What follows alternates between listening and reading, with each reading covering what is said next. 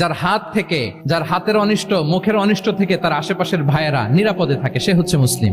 তার মানে আপনার হাত দিয়ে, আপনার কথা দিয়ে, আপনার কাজ দিয়ে আপনি আশেপাশের কাউকে যদি কষ্ট দেন, আপনি মুসলিম হতে পারবেন? আপনি আশেপাশের কাউকে কষ্ট দিতে পারবেন না। আপনার নেইবরকে যদি আপনি কষ্ট দেন, আপনি মুসলিম হতে পারবেন না। আপনি অন্যের প্রাইভেসিতে যদি ইন্টারফেয়ার করেন, কারো প্রাইভেসি যদি ভায়োলেট করেন, আপনি ভালো মুসলিম হতে পারবেন? কারো পার্সোনাল স্পেসে যদি আপনি নাক গলান, আপনি যদি ইন্টারফেয়ার করেন, তাহলে আপনি ভালো মুসলিম হতে পারবেন না। অন্যের অধিকারের ব্যাপারে ইসলাম আমাদেরকে সচেষ্ট থাকতে বলে। ইসলাম বলে ওয়ালা তাজাসসু, খবরদার খবরদার গোয়েন্দাগিরি করো না, কারো পার্সোনাল স্পেসে নাক ঢুকিও না। যেটা তোমার ইস্যু না, যেটা তোমার বিজনেস না, ওখানে তুমি কবু যাবে না।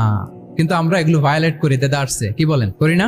অন্যের কোনো বিষয়ে আমাদের আগ্রহ থাকে বেশি, এরকম থাকে না? এনএসইউতে আলহামদুলিল্লাহ এরকম কেউ নাই, আছে এরকম? কারো পার্সোনাল বিষয়ে আমাদের কোনো ইন্টারেস্ট আছে না নাই?